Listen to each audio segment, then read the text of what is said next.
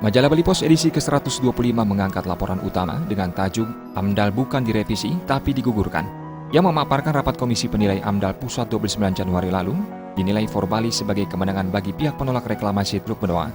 Dalam jumpa pers 4 hari setelah uji AMDAL, Koordinator Divisi Teknis Forbali Inyoman Mardika menyebutkan, kemenangan yang dimaksud terlihat dari banyaknya bagian-bagian dari AMDAL investor selaku pemerakarsa diprotes delegasi Forbali.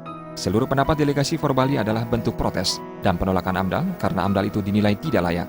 Protes dan penolakan ini bukan masukan kepada pemerakarsa untuk merevisi AMDAL. Tujuan Forbali dan sebagian besar masyarakat Bali adalah menggugurkan AMDAL tersebut. Dalam laporan bertajuk Sikapi Reklamasi Teluk Benoa, Bedakan Suci dan Bersih, dipaparkan lambannya kerja Tim 9 Sulinggi Parisada Hindu Dharma Indonesia (PHDI) dalam menyikapi kawasan suci Teluk Benoa KSTB yang menyebabkan PHDI menjadi sasaran kritik. Menanggapi hal tersebut, Empu Siwa Buddha Daksa Dharmita yang juga menjabat Wakil Dharma Adiaksa Parisada Pusat menyatakan prihatin terhadap suasana yang menjadi tidak nyaman. Ida Empu dari Geria Agung Sukawati ini menyarankan, mengingat gerak Sulinggi sangatlah terbatas dan dibatasi oleh sesana kesulinggian, Tim 9 Sulinggi sebaiknya mengembalikan mandat ke Sabah Pandita. Tim 9 Sulinggi juga diberikan alternatif untuk melibatkan Sabah Walaka dalam melaksanakan tugas.